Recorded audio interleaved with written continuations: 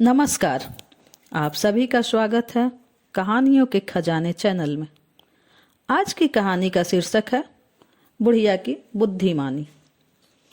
रामपुर में एक गरीब महिला कमला रहती थी।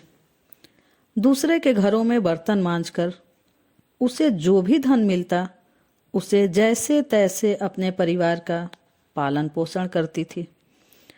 उसके परिवार में उसका बूढ़ा पति विनोद, 2 बेटे और 1 बेटी थी। विनोद अपनी पत्नी कमला से कहता है कि बेटी लक्ष्मी का विवाह सर पर आ गया है। घर में एक पैसा नहीं है। समझ नहीं आता कि ऐसी हालत में बेटी का ब्याह कैसे करूं। बेटी अमीर की हो या गरीब की, सबका विवाह हो ही जाता है। तुम फिक्र न करो, हमारे महाराज आशीष सिंह जी बड़े ही दयालु हैं। वे गरीबों और असहाय महिलाओं का बड़ा ही आदर करते हैं और उनकी मदद भी जरूर करते हैं। सोचती हूँ कि मैं उनसे ही जाकर सहायता क्यों न मांग लूँ, लेकिन सोचती हूँ कि मैं उनसे भीख मांगने नहीं जाऊंगी। तब कमला का पति विनोद कहता है कि इसे भीख मांगना क्यों कहती हो? राजा का काम है देना और गरीबों का काम है लेना। तुम एक अच्छे काम के लिए पैसे मांगोगी तो इसमें संकोच की क्या बात है? हाँ ठीक है विनोद, तुम कहते हो तो मैं महाराज के पास जाऊंगी, परंतु आप महाराज के विचित्र आदत को तो जानते ही हैं। वो उसी की सहायता करते हैं जो उनके द्वारा ली गई बुद्धिमानी की परीक्षा में उत्तीर्ण हो जाता है। तब पति विनोद कहता है, हाँ क्यों नहीं, ये तो सारा राज्य जानता है। तब कमला कहती है, हाँ यही तो दिक्कत है, महाराज मेरी भी परीक्षा लेंगे। यदि मैं असफल रही तो मेरी भी बड़ी बेइज्जती हो जाएगी, वो भी पूरे गांव के सामने। तब पति विनोद कहता है, तुम हार के विषय में क्यों सोचती हो? पति विनोद कहता है, माँ दुर्गा से अपनी जीत के लिए प्रार्थना करो और महाराज के पास जाओ। मुझे पूरा विश्वास है तुम सफल होकर ही लौटोगी। मेरी मानो तो अपने दोनों पुत्रों को भी अपने साथ लेकर जाओ, वो तुम्हारी सहायता करेंगे। पति की बात मानकर महाराज के पास जाने के लिए तैयार हो गई। वो अपने दोनों पुत्रों के साथ राजमहल की तरफ चली गई। वह जाते वक्त मन में सोच रही थी कि आज तक मैंने किसी की सहायता नहीं मांगी। आज मुझे सहायता मांगने पर बड़ा ही विचित्र लग रहा है और न जाने महाराज मुझसे क्या न पूछ लें। अगर मैं जवाब नहीं दे पाई तो मेरी बड़ी ही बेइज्जती होगी। धीरे धीरे वो राजमहल पहुंच गई। प्रहरी ने जाकर राजा को संदेश दिया, महाराज की जय हो। राजमहल के द्वार पर एक निर्धन बुढ़िया अपने 2 पुत्रों के साथ खड़ी है और आपसे मिलना चाहती है। तब महाराज कहते हैं, अच्छा ऐसी बात है तो उस निर्धन महिला को भेज दो। बुढ़िया अपने दोनों पुत्रों के साथ राजा के सामने उपस्थित हो गई और बोली, प्रणाम महाराज। तब महाराज ने बोला, तुम्हें क्या समस्या है? तब बुढ़िया कहती है कि महाराज मेरी पुत्री की विवाह की तिथि नजदीक आ गई है और घर में दरिद्रता का वास हो गया है, इसलिए आपके पास सहायता के लिए आई हूं। तब महाराज कहते हैं, हाँ ठीक है, मैं तुम्हारी सहायता करने के लिए तैयार हूं। आप असहाय महिला हैं, आपकी सहायता नहीं करेंगे तो किसकी करेंगे? पर उसके लिए तुमको बुद्धि की परीक्षा उत्तीर्ण करने पड़ेंगे। तब बुढ़िया कहती है, जी महाराज बिल्कुल, इसके लिए मैं और मेरे दोनों पुत्र तैयार हैं। तब महाराज कहते हैं, ठीक है, तुम उम्र में सबसे बड़ी हो, इसलिए सबसे पहले तुम्हारी परीक्षा लेता हूं। मैं तुम्हें अधूरी कहानी सुनाऊंगा जिसे तुमको सही ढंग से पूरा करना पड़ेगा। तब बुढ़िया कहती है, जी महाराज, आप कहानी सुनाइए। तब महाराज कहते हैं, सुनो बुढ़िया। एक राजा था। वह एक दिन शयन कक्ष में लेटा हुआ था। तभी उसने अपने सेवकों को बुलाया और कहा कि कुछ समय पहले दक्षिण दिशा की ओर से एक पंछी की आवाज़ सुनाई दी। जाओ और जाकर पता लगाओ कि वो पंछी कौन था। सेवक महल से बाहर आया और दक्षिण दिशा की ओर चल दिया और मन ही मन में सोच रहा था कि महाराज भी बहुत अजीब हैं। इतनी रात में मैं कैसे पता लगाऊंगा कि आखिर कौन सी पंछी की आवाज़ है।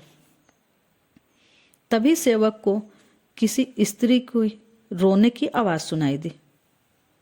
ये आवाज़ सुनकर आश्चर्य में पड़ गया और झाड़ियों के समीप पहुंचा जहां से आवाज़ आ रही थी। तभी उसने देखा कि एक निहत्थे व्यक्ति में को 3 व्यक्ति मार रहे थे और वो स्त्री खड़े हुए रो रही थी। तभी सेवक कहता है, ये लोग इस व्यक्ति को मार क्यों रहे हैं। सेवक ने उस आदमी को बचाने के लिए उन तीनों व्यक्तियों को ललकार कर कहा, ठहरो दुष्टों, मैं तुम्हें अभी बताता हूं। सेवक उन बाकी 3 व्यक्तियों से भिड़ गया और उनके एक साथी को मार डाला। अपने एक साथी का यह हाल देखकर बाकी दोनों व्यक्ति भाग खड़े हुए। तभी वह महिला और उसका पति बोला कि हम लोग तो मुसाफिर हैं, कहीं ठहरने के लिए जगह ढूंढ रहे थे। तभी इन लुटेरों ने हम पर हमला कर दिया। आपने तो हमारी जान बचा ली। तभी महिला राजा के सेवक से कहती है, हमारी सहायता कीजिए। तभी सेवक कहता है कि मैं निकला तो किसी और काम से था, लेकिन चलो मैं आप लोग की मदद कर देता हूँ। मैं आप दोनों को किसी सुरक्षित स्थान पर ले जाता हूँ। तब सेवक उस महिला और उसके पति को धर्मशाला लेकर जाता है और वहाँ रहने का प्रबंध कर दिया। जब वह सेवक महल पहुँचा तो राजा ने पूछा, कुछ पता चला कि कौन सा पंछी था। तब सेवक कहता है, नहीं महाराज, माफ कीजिए। महल से निकलते ही मुझे एक स्त्री की रोने की आवाज आई। इसके बाद सैनिक ने पूरी बात बताई। सारी बातें सुनकर राजा को क्रोध आया और राजा ने सैनिक को डांटते हुए कहा, मैंने तुम्हें जो कार्य दिया वो तुमने नहीं किया और तुम दूसरे कार्य में लग गए, इसलिए मैं तुम्हें कारागार में डालता हूं। राजा अन्य सैनिकों को आदेश देता है कि इस सैनिक को जेल में बंद कर दो। अगले रात फिर राजा को उसी पंछी की आवाज सुनाई दी तो राजा स्वयं ही पंछी को खोज में निकल गया। वो उस दिशा में चल ही रहा था कि उसे झाड़ियों के पीछे कुछ व्यक्तियों की आवाज आई। वो उन झाड़ियों के नजदीक गया और उन व्यक्तियों की बातें सुनने लगा। वहां पर 2 आदमी मौजूद थे। उनमें से एक व्यक्ति ने दूसरे से कहा, जैसे भी हो हमें महल के गुप्त ठिकाने का पता लगाना है ताकि हम यह बात दूसरे नगर के राजा को बताकर उनसे उचित इनाम प्राप्त कर सकें। तब दूसरा व्यक्ति कहता है, हम दोनों को यह काम मिलकर करना होगा। उन दोनों की बात सुनकर राजा को यह समझ आ गया कि वो दोनों शत्रु देश के जासूस थे। राजा ने सोचा, ये दोनों शत्रु देश के जासूस हैं और ये मेरे महल में घुसने की योजना बना रहे हैं। इन्हें तो सबक सिखाना बहुत जरूरी है। राजा अपने तलवार से उन दोनों पर हमला किया और उन दोनों का वध कर दिया। इसके बाद राजा अपने महल में गया और उसने उसी वक्त अपने सेवक को कारागार से बाहर निकाला और कहा कि मैं तुम्हें मुक्त करता हूं सेवक। तब महाराज आशीष सिंह ने कहा कि कहानी यही खत्म हो गई। बताओ बुढ़िया, जब कहानी के अनुसार राजा सेवक को दंड दे चुका था, तब राजा ने फिर सेवक को मुक्त क्यों कर दिया? तुम बता सकती हो राजा ने ऐसा क्यों किया होगा? तब बुढ़िया बोलती है, जी महाराज, राजा ने सेवक को मुक्त करते हुए ये कहा होगा, सैनिक तुम निर्दोष हो। उस पंछी का पता लगाने में स्वयं ही गया था, तभी शत्रु देश के जासूसों के बारे में पता लगा तो मैंने उन्हें सबक सिखाया, पर पंछी के बारे में पता नहीं लगा पाया। हमें समय और परिस्थितियों को देखकर ही चलना पड़ता है, और वही तुमने भी किया। जाओ, तुम निर्दोष हो। बिल्कुल सही उत्तर बुढ़िया, तुम परीक्षा में सफल हुई। तब महाराज आशीष सिंह ने कहा, बुढ़िया, अब मैं तुम्हारे बेटे का भी परीक्षा लूंगा। राजा ने बड़े बेटे अशोक से कहा कि अब तुम्हें कहानी सुनाना होगा। भरूच नगर का मुखिया बहुत बुद्धिमान था। वो रोज गांव वालों से अनोखे और नए प्रश्न पूछा करता था। उसी गांव का रहने वाला लड़का अमित मुखिया के हर प्रश्न का जवाब बहुत ही सूझबूझ से दिया करता था। एक दिन मुखिया ने अमित से पूछा, क्या तुम ऐसे दो व्यक्तियों को ला सकते हो जिनमें से एक ने कभी सच नहीं बोला और दूसरे ने झूठ? तब अमित ने कहा, जी मुखिया जी, मैं ला सकता हूं, मुझे एक दिन का वक्त दीजिए। अगले दिन अमित मुखिया जी के सामने गया और मुखिया से बोला कि मैं एक ऐसे व्यक्ति को आपके सामने लाया हूं जिसने न तो कभी सच बोला और न ही कभी झूठ। तब मुखिया अमित से कहता है कि क्या तू पागल हो गया है? ये दोनों गुण किसी एक व्यक्ति में कैसे हो सकता है? तब राजा आशीष सिंह ने बुढ़िया को बड़े बेटे अशोक से कहा, अब इस प्रश्न का उत्तर तुम दो कि क्या किसी एक व्यक्ति में दो गुण हो सकते हैं? तब अशोक ने कहा, जी महाराज, बिल्कुल। अमित ने जिस व्यक्ति को मुखिया के सामने लाया वह व्यक्ति गूंगा होगा, नहीं तो उसने कभी सच बोला होगा और नहीं कभी झूठ। तब महाराज आशीष सिंह ने अशोक से कहा, वाह, तुमने बिल्कुल सही जवाब दिया। मैं तुमसे भी बहुत खुश हुआ हूं। मैं तुम्हारी मां के साथ साथ तुम्हारी भी इच्छा पूरी करूंगा। तब महाराज आशीष सिंह ने कहा कि अब मैं छोटे पुत्र का परीक्षा लूंगा। तब छोटे पुत्र ने कहा, जी महाराज, मैं भी परीक्षा के लिए तैयार हूं। तब महाराज आशीष सिंह कहते हैं कि मैं तुम्हें उसे उस वक्त की कहानी सुनाता हूं जब मानव नए नए आविष्कारों से अपने सुख समृद्धि को बढ़ा रहा था। उस काल में एक जुलाहा रहता था जिसका नाम सुमित था। सुमित के दो पुत्र थे, सूरज और चंद्र। उसकी पत्नी का निधन हो चुका था, इसलिए पुत्रों की देखभाल उसे ही करनी पड़ती थी। उसके पुत्र बड़े ही नटखट थे। धीरे धीरे समय बीतता गया और वे दोनों पुत्र बड़े हो गए। सुमित हमेशा सोचता था कि काश इस घर को संभालने के लिए कोई स्त्री होती तो कितना अच्छा होता। वो पूरा घर साज सवार कर रखती। तभी सुमित का एक मित्र सुमित से कहता है कि तुम्हारे दोनों बेटों की शादी की उम्र हो गई, उन दोनों की शादी कर दो। बहुएं घर पर आएंगी तो घर निहाल हो जाएगा, बहुएं रहेंगी तो पूरा घर सजा सवरा रहेगा। सुमित ने अपने दोनों पुत्रों की शादी अपने मित्र की दोनों बेटियों से कर दी। बड़ी बहू और छोटी बहू के आने से पूरे घर में खुशहाली सी आ गई। उन दोनों ने पूरे घर को संवार दिया। यह सब देख सुमित बहुत खुश होता है। उसके मन में एक ही इच्छा थी कि घर में कोई महिला हो।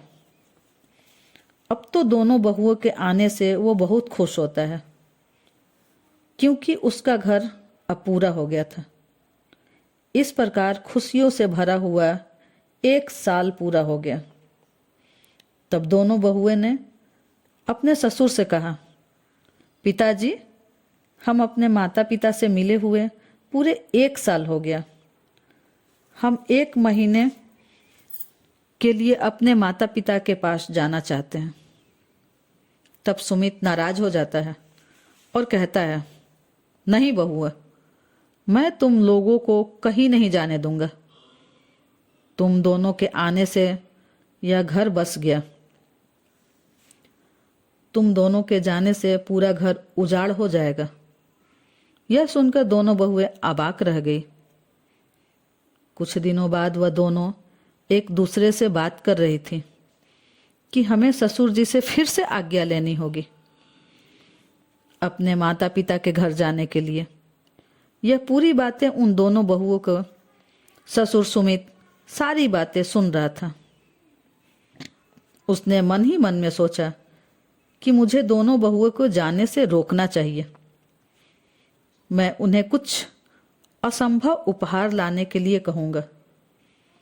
वो नहीं ला सकेंगी और फिर वो अपने माता पिता के पास नहीं जाएंगी। तब वो अपने दोनों बहुओं को बुलाता है और बोला, तुम दोनों अपने मायके जा सकती हो, पर मेरी एक शर्त है।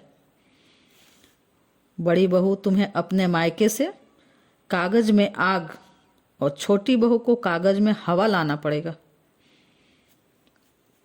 मायके जाने की खुशी में दोनों बहुओं ने उपहार की विचित्रता और मुश्किल पर ध्यान ही नहीं दिया। तब उन दोनों का ससुर सुमित कहता है कि अगर तुम दोनों उपहार न ला सकी तो तुम दोनों को कभी ससुराल वापस नहीं आ पाओगी। अगर वापस आने अपने पति के पास और ससुराल आना है तो उपहार लेकर ही आना पड़ेगा। दोनों बहुएं ने शर्त को स्वीकार कर लिया और मायके चली गईं। सुमित बस यह सोचता रहता है कि अगर बहुएं उपहार नहीं ले आएंगी तो फिर वो ससुराल कभी वापस नहीं जा पाएंगी। फिर से वो ये घर उजड़ जाएगा। दोनों बहुएं अपने मायके पहुंची। वहां उनका खूब खातिरदारी हुई। धीरे धीरे 1 महीने बीत गए। तब दोनों बहुएं ने अपने माता पिता को बताया कि 1 महीना बीतने को है, हमें अब ससुराल जाना होगा। पर ससुराल जाने के लिए हमें विचित्र सा उपहार लेकर जाना पड़ेगा। अगर हम न ले जा सके तो हम कभी ससुराल वापस नहीं जा पाएंगे। माँ बाप के पूछने पर दोनों कहती हैं कि कागज में आग और दूसरे को कागज में हवा लेकर जाना है। यह बात सुनकर माँ बाप चिंता में आ जाते हैं कि यह तो असंभव है। तुम दोनों ने पहले नहीं सोचा कि यह शर्त पूरी ही नहीं की जा सकती। तब महाराज आशीष सिंह कहते हैं कि यहीं पर कहानी खत्म होता है। महाराज बुढ़िया के छोटे पुत्र से पूछते हैं कि बताओ, उन दोनों बहुओं को ससुराल पहुंचाने का क्या उपाय है तुम्हारे पास? तब बुढ़िया का छोटा पुत्र बोलता है, जी महाराज, मेरे पास उपाय है। पहला उपहार था कागज में हवा लेकर आना, तो मैं कागज का ही पंखा बना लूंगा। एक कागज को मोड़कर अगर उससे हवा करने की कोशिश की जाए तो हवा की अनुभूति अवश्य होगी।